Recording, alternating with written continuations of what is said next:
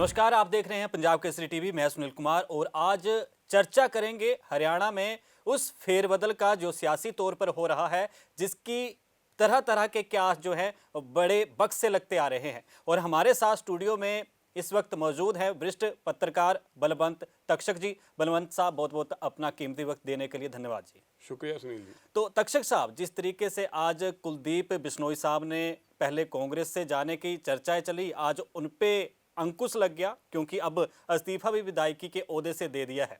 तो भविष्य में सियासी क्या उनकी कदम देखते हैं आप?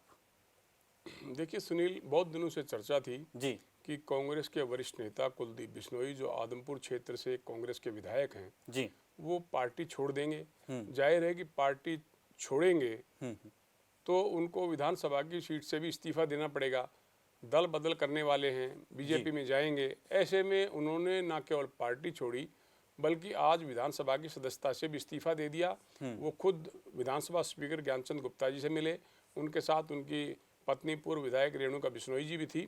उन्होंने स्पीकर को अपना इस्तीफा दिया और उनसे इस्तीफे को मंजूर करने का आग्रह भी किया, जो स्पीकर ने मंजूर कर लिया है। जाहिर है कि अब विधानसभा सीट खाली घोषित हो गई है। जी। तो तक्षक साहब, ये कांग्रेस को छोड़ने का मुख्य कारण क्या होगा? देखिए, कांग्रेस छोड़ने का मुख्य कारण तो ये था, मैं सुनील आपको बताना चाहता हूं कि जब कुमारी सैलजा ने हरियाणा प्रदेश कांग्रेस के अध्यक्ष पद से इस्तीफा दिया था, तो कुलदीप बिश्नोई साहब को उम्मीद थी कि पार्टी उनको हरियाणा की कमान दे देगी। वो राहुल गांधी जी से भी मिले थे और उनको शायद आश्वासन भी दिया गया था। तो उन्होंने एक ट्वीट किया था कि बन गई बात। जी। लोगों के बीच में एक मैसेज गया था कि पार्टी उन्हें अब हरियाणा में कमान दे देगी। लेकिन हुआ ये कि पूर्व मुख्यमंत्री चौधरी भूपेंद्र सिंह हुड्डा उदय भान को, जो पूर्व विधायक हैं होडल से, उनको पार्टी का प्रधान बनवाने में कामयाब हो गए और पार्टी नेतृत्व के प्रति इसी बात से कुलदीप बिश्नोई नाराज हो गए। तो अब आपको ऐसे में उपचुनाव में क्या कुछ स्थिति नजर आती है? देखिए, निश्चित तौर पर 6 महीने के भीतर उपचुनाव होना है जी।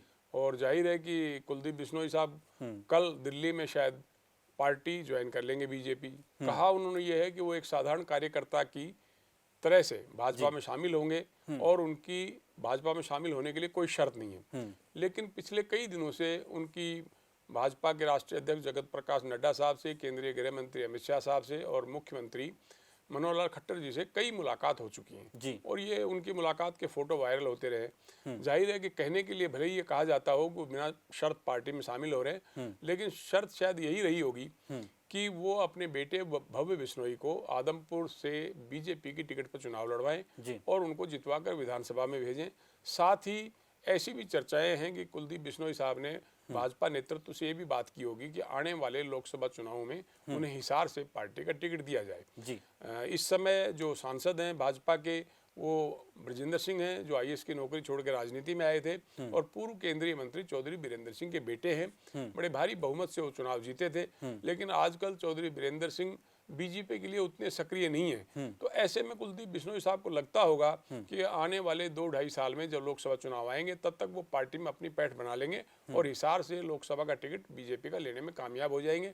ये भविष्य बताएगा कि उनकी ये योजना कितनी सफल हो पाती है। अच्छा तक्षक साहब, क्योंकि हरियाणा की राजनीति से आप कई सालों से वाकिफ हैं, तो ऐसे में अब हुड्डा साहब को भी चैलेंज दे दिया बिश्नोई साहब ने और उनके बेटे को भी, तो ये कोई सियासी चाल है या सियासी जवाब है?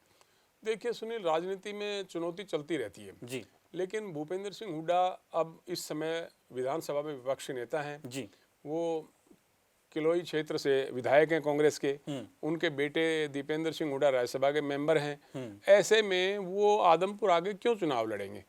जाहिर है कि चुनौती दी गई है ये दिखाने के लिए कि मेरे सामने कोई नहीं है। लेकिन कांग्रेस के पास बहुत सारे चेहरे हैं। अब जब उपचुनाव नजदीक आएगा और उपचुनाव के लिए तारीखों की घोषणा होगी, तो कांग्रेस का उम्मीदवार भी घोषित होगा। जाहिर है कि ऐसा उम्मीदवार चुना जाएगा जो कुलदीप बिश्नोई साहब के बेटे भव्य बिश्नोई को चुनौती दे सके।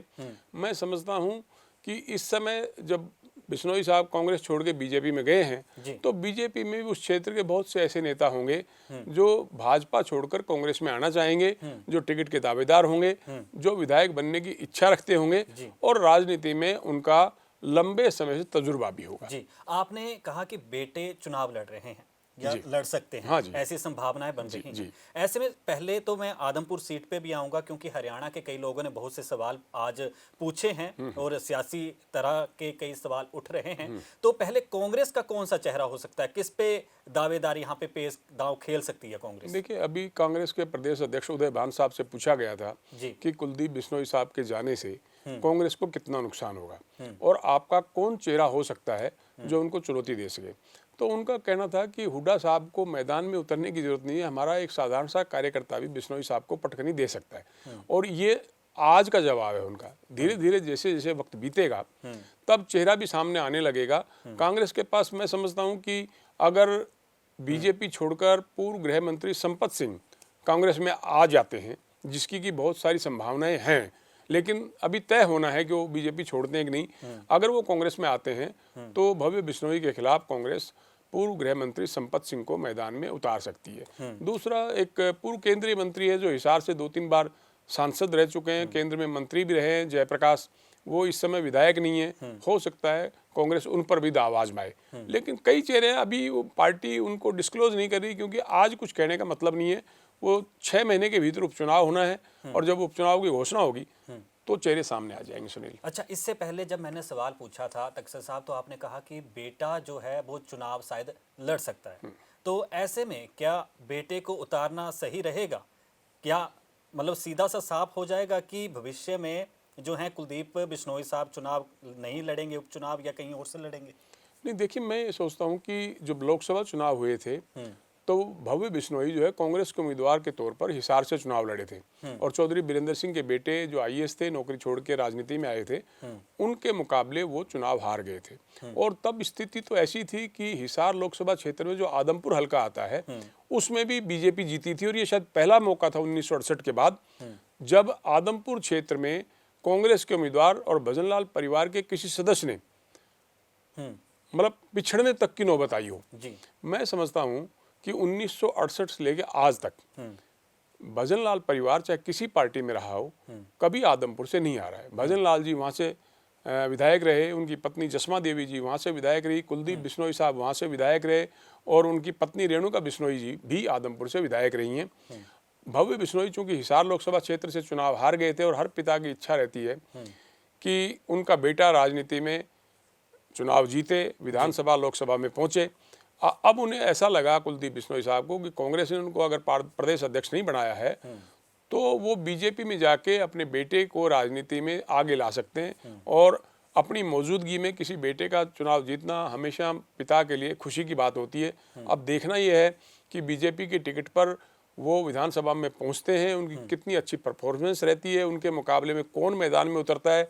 6 महीने में बहुत कुछ बदल जाता है सुनील, अभी इसलिए कुछ कहना जल्दबाजी होगी। जी, वो तो बिल्कुल सही बात है। लेकिन तकसर साहब, एक बात समझना चाहूँगा, देखिए दल बदली चली रहती है, चुनाव आते हैं, चली रहती है, लेकिन अभी लोकसभा चुनाव में भी बहुत वक्त है। जी जी। आया राम गया राम की राजनीति इतिहास गवाह है, हरियाणा से चली थी जी। तो ऐसे में क्या भजनलाल परिवार को कांग्रेस भविष्य में चुनौती दे पाएगी? देखिए, मैं ये कहता हूँ कि आमतौर पर जी उपचुनाव हमेशा सत्तारूढ़ दल के लिए मुश्किल नहीं होते जीतना। जी। आपने बहुत ऐसे आपके सामने उदाहरण होंगे कि जब सत्तारूढ़ पार्टी किसी भी उम्मीदवार को चुनाव मैदान में उतारती है तो सरकार और संगठन और क्षेत्र के लोगों को भी ये उम्मीद होती है कि उस क्षेत्र का भला तभी हो सकता है जब सत्तारूढ़ दल का विधायक विधानसभा में जीत कर पहुंचे। लेकिन हरियाणा में लगातार 2 बार सत्ता में आई भाजपा के लिए, दूसरी बार सत्ता में आने के बाद जो 2 उपचुनाव हुए हैं जी। दोनों ही उपचुनाव भाजपा ने हारे हैं। बड़ौदा में कांग्रेस जीती थी और एलनाबाद में अभय सिंह चौटाला चुनाव जीते। अब ये कुलदीप बिश्नोई परिवार की एक तरह से ये अग्नि परीक्षा होगी कि चौधरी भजनलाल, जिनका राजनीतिक कद इतना बड़ा था, जो 3 बार मुख्यमंत्री रहे और उनका ये कहना था कि मैं अगर अकेला भी विधानसभा चुनाव जीतता हूं तो मुख्यमंत्री मैं ही बनूंगा। और अब ऐसी स्थिति है कि आदमपुर का चुनाव उनके लिए थोड़ा मुश्किल इसलिए भी हो सकता है कि पिछले चुनाव में 2019 में भाजपा के टिकट पर वहां से सोनाली फोगाट, जो टिकटॉक गर्ल के नाम से मशहूर हैं, अभिनेत्री हैं, उन्होंने चुनाव लड़ा था, लेकिन कुलदीप बिश्नोई साहब ने उनको चुनाव में हरा दिया था। आज भी वो बीजेपी में हैं। कुलदीप बिश्नोई के प्रति उनके तेवर तल्ख हैं वो नहीं चाहती थी कि वो बीजेपी में कुलदीप बिश्नोई को शामिल किया जाए। जी। वो अपनी दावेदारी अब भी नहीं छोड़ना चाहती। देखना ये होगा कि बीजेपी से कौन कांग्रेस में आके टिकट लेके चुनाव लड़ता है और सोनाली फोगाट का जो रवैया है वो कुलदीप बिश्नोई के प्रति उपचुनाव तक सकारात्मक हो पाता है या नहीं। इस पे बहुत कुछ निर्भर करेगा। नहीं तो आपने इतनी सारी बातें हमें बता रहे हैं, लेकिन एक बात यहाँ पर अहम सवाल उठता है। जी। 1968 के बाद जिस तरीके से स्थिति रही है इस सियासी परिवार जी, की, जी। फिर ये चैलेंज क्यों दिया गया बिश्नोई साहब की ओर से? देखिए, चौधरी भजनलाल जी का कोई मुकाबला नहीं था राजनीति में। वो चाहे कांग्रेस में रहे चाहे किसी और पार्टी में रहे, उन्होंने हमेशा चुनाव जीते हैं। जी। और वो उनकी राजनीतिक जो ग्राफ था जी। वो इतना ऊंचा था कि वो कभी फरीदाबाद से जाके लोकसभा चुनाव लड़े तो जीते, वो करनाल लोकसभा क्षेत्र से चुनाव लड़े तो जीते, आदमपुर में तो उनका कोई मुकाबला नहीं था। आप देखिए, जब कांग्रेस को 1977 में 3 सीटें आई थी और 1987 में जब चौधरी देवीलाल की हवा थी और 90 में से 85 सीटें देवीलाल और उनके समर्थकों ने जीती थी, तब भी चौधरी भजनलाल आदमपुर क्षेत्र से 10,000 वोटों से अपनी पत्नी जसमा देवी को जिताने में कामयाब रहे थे। यानी कि उन्होंने आदमपुर क्षेत्र में अपना कोई विरोधी पनपने नहीं दिया जो उन्हें चुनौती दे सके। लेकिन अब चूंकि चौधरी भजनलाल है नहीं और कुलदीप बिश्नोई जी ने एक पार्टी बनाई थी, ये भी आपको ध्यान होगा, हरियाणा जनहित कांग्रेस। फिर उन्होंने बसपा से भी चुनावी तालमेल किया था जो नहीं चला। फिर उन्होंने बीजेपी के साथ चुनावी तालमेल किया, वो भी बात सिरे नहीं चढ़ी। फिर उन्होंने अंत में अपनी जनहित कांग्रेस को कांग्रेस में विलय कर लिया था और कांग्रेस के टिकट पे 2019 में वो विधानसभा का चुनाव लड़े और जीते। लेकिन अब चूंकि वो भाजपा में आ रहे हैं तो उन्होंने अपना कोई राजनीतिक भविष्य देखा होगा, तभी फैसला लिया है। जी, आपने सोनाली फोगाट की बात कही, यहाँ पर एक मेरे जहन में एक और सवाल आ गया। जी। ये एक दर्शक ने भी पूछा था कि हरियाणा में भाजपा की रिपीट सरकार है, दूसरी बार सरकार बनी है। उस चुनाव में नॉर्मली बात कही जाती है कि जिसकी सत्ता पक्ष होता है या जिसकी सरकार होती है वही उपचुनाव में जीत जाती है। लेकिन सोनाली फोगाट विरोध कर रही हैं। भाजपा के उन्होंने चुनाव लड़े थे और जो अब वर्तमान का बिश्नोई साहब की सियासी सरजमी को लेकर जो सवाल उठ रहे हैं, तो इसमें सारा सस्पेंस क्या है ये सियासी तौर पर? सस्पेंस तो ये देखिए कि सोनाली फोगाट भले ही चुनाव हार गई हूँ लेकिन बीजेपी में है और बीजेपी सत्ता में है। ऐसे में वो लगातार विधानसभा सेक्रेटरीट, मिनिस्टरों से, चीफ मिनिस्टर से और पार्टी पदाधिकारियों से लगातार मुलाकात करती रहती थी और वो उनका जो फोकस रहता था वो आदमपुर क्षेत्र में कुछ काम करवाने पे रहता था। तो जाहिर है कि वो लगातार उस इलाके में सक्रिय हैं और अब पार्टी नेतृत्व पर ये निर्भर करेगा कि कुलदीप बिश्नोई साहब के बेटे भव्य बिश्नोई को अगर टिकट मिलती है तो पार्टी सोनाली फोगाट को कैसे संतुष्ट करती है और कैसे सोनाली फोगाट भव्य बिश्नोई की मदद में आती हैं या नहीं, इस पर भी बहुत कुछ निर्भर करेगा। जी, और सबसे अहम बात जो मेरे एक पास और सवाल है कि आपको याद ही होगा 2 के महीने हुए अभी राज्यसभा इलेक्शन को लेकर अजय माकन साहब के विरोध में जो वोट किया था कुलदीप बिश्नोई ने, तो उसके मुख्य कारण क्या थे? क्या उसके बाद जो है ये सारा कुछ गुस्सा जो आज बिश्नोई साहब इस्तीफा दे गए उसके बाद ही ये तय हुआ सब कुछ? हाँ, मैं समझता हूँ सुनील कि जब कुमारी शैलजा जी ने इस्तीफा दिया था प्रदेश कांग्रेस के अध्यक्ष पद से, और तो मैंने पहले ही बताया आपको कि राहुल गांधी साहब से उनकी मुलाकात हुई थी। उनको कोई भरोसा दिलाया गया होगा, लेकिन राज्यसभा चुनाव से पहले पार्टी का अध्यक्ष जो है उदय भान जी को बना दिया गया। कुलदीप बिश्नोई साहब को लगा पार्टी नेतृत्व ने उनको जो विश्वास दिलाया था उस पर पार्टी खरी नहीं उतरी। ऐसे में वो कांग्रेस के प्रति उनके मन में खिन्नता आई और उन्होंने पार्टी के खिलाफ बोला और ये भी कहा कि मेरा अगला कदम राहुल गांधी साहब से मिलने के बाद उठेगा। यानी कि वो कांग्रेस में रहेंगे या नहीं रहेंगे, वो अपनी, हो सकता है वो अपना जो शिकायत है वो राहुल गांधी साहब से करना चाहते हो कि मुझे पार्टी की कमान नहीं दी गई, लेकिन वो मुलाकात उनकी हो नहीं पाई। इसी बीच में राज्यसभा चुनाव आ गए, तो पार्टी शायद ये सोचती होगी कि पहले आप राज्यसभा चुनाव में कांग्रेस की मदद कीजिए, कांग्रेस को जिताइए, उसके बाद हम देखेंगे कि आगे क्या हो सकता है। अच्छा तक्षक साहब, इसी दौरान सुनील मैं एक बात आप और कहना चाहूँगा कि वोट पड़ने से पहले कुलदीप बिश्नोई साहब ने कहा था कि वो अपनी अंतरात्मा की आवाज़ पर वोट देंगे और उन्होंने अजय माकन साहब के बजाय जननायक जनता पार्टी और भाजपा समर्थित उम्मीदवार जो कार्तिकेय शर्मा थे, जो एक तरह से निर्दलीय उम्मीदवार थे, उनके पक्ष में वोट दिया और उनके पक्ष में वोट उन्होंने सार्वजनिक तौर पर भी कहा कि वो कार्तिकेय शर्मा को वोट दे रहे हैं। एक वोट की वजह से एक वोट रद्द हुआ, एक कुलदीप बिश्नोई साहब ने कार्तिकेय शर्मा को दिया और ज़्यादा वोट अजय माकन साहब के पास 29 वोट मिले थे, 28 वोट कार्तिकेय शर्मा को मिले थे। लेकिन जो एक दूसरी वरीयता की जो गणना होती है उस हिसाब से निर्वाचन अधिकारी ने अजय माकन साहब को हरा घोषित किया और कार्तिकेय शर्मा को विजयी घोषित कर दिया गया।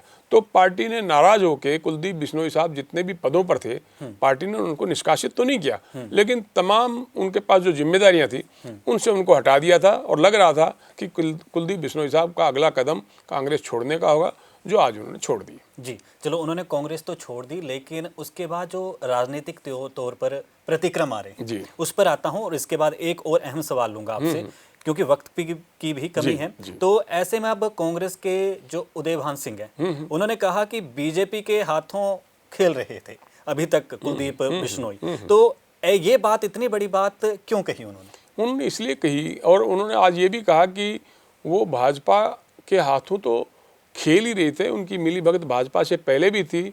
और इस आरोप की सत्यता के लिए उन्होंने कहा कि 2019 के विधानसभा चुनाव में कुलदीप बिश्नोई साहब के कहने पर कांग्रेस ने जिन भी उम्मीदवारों को टिकट दिया, वो कुलदीप बिश्नोई साहब को छोड़ के बाकी सारे उनके समर्थक उम्मीदवार जो थे वो चुनाव हार गए।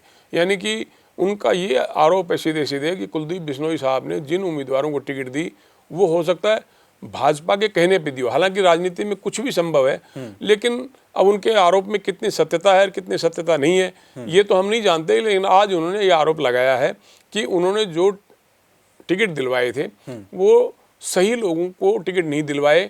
और आज जब उन्होंने कांग्रेस छोड़ दी है और अजय माकन को पिछली राज्यसभा चुनाव में जब उन्होंने वोट दिया, तो इससे ये साबित हो गया कि वो भाजपा के साथ अंदर खाते उनकी मिली भगत थी। ये उदयभान का आरोप है। अब इस पे कुलदीप बिश्नोई साहब की प्रतिक्रिया आएगी या नहीं आएगी, और आएगी तो क्या आएगी, ये अभी देखने वाली बात है। जी बिल्कुल। और अब अंतिम सवाल लूंगा, क्योंकि जो सियासी घटनाक्रम अब तक रहा है, 6 साल पहले कुलदीप बिश्नोई कांग्रेस में आते हैं, हाँ जी, आज बीजेपी में शामिल हो जाते हैं, उसके साथ बीएसपी में भी बातचीत रहती है। तो इसमें सियासी फायदा क्या है? क्या 2024? मैं तो यही मानूंगा कि अब पहले भी मैंने आप बताया, कुलदीप बिश्नोई साहब की या किसी भी पिता की इच्छा हो सकती है कि वो अपने बेटे को राज्यसभा में, विधानसभा में या लोकसभा में भेजे। अगर विधायक बन जाता है तो उसको मंत्री बनवाए। अब बीजेपी के साथ उनकी क्या बात हुई होगी ये तो वो सार्वजनिक नहीं करेंगे, ना ही बीजेपी के नेतृत्व हमें कुछ बताएगा इस बारे में। हम एक राजनीतिक जो 30-35 साल का अपना अनुभव है उसके आधार पर मैं आपको कह सकता हूं कि भव्य बिश्नोई को वो विधानसभा में भिजवाना चाहते हैं और आने वाले लोकसभा चुनाव में वो हिसार से भाजपा के टिकट पर चुनाव लड़ना चाहते हैं। इसके अलावा अगर कोई बात हुई हो, क्योंकि उन्होंने ये भी कहा था अपने कार्यकर्ताओं से बातचीत के दौरान कि जो आदमपुर में 26 साल का सूखा है वो खत्म करने जा रहा हूं मैं। यानी कि आप लोग आदमपुर क्षेत्र में जो भी उम्मीदवार भाजपा के टिकट पर उतरे उसका ध्यान रखना, ताकि इस क्षेत्र को फिर से उसी तरह के खुशहाली के मार्ग पर ले जाया जा सके जैसा कि भजनलाल जी के जमाने में था। अब मैं तो इस बात का यही अंदाज लगाता हूं कि वो अपने बेटे कुलदीप बिश्नोई जी, अपने बेटे भव्य बिश्नोई को चुनाव लड़ाना चाहते हैं। आगे चुनाव जीतने के बाद कुलदीप बिश्नोई साहब को मंत्रिमंडल में जगह मिलती है या भव्य बिश्नोई को जगह मिलती है, ये समय तय करेगा। जी चलिए तक्षक साहब, आपने हमारे कुछ अहम सवालों का अपना कीमती वक्त निकाल कर जवाब दिया, बहुत बहुत आपका धन्यवाद जी। शुक्रिया सुनील जी।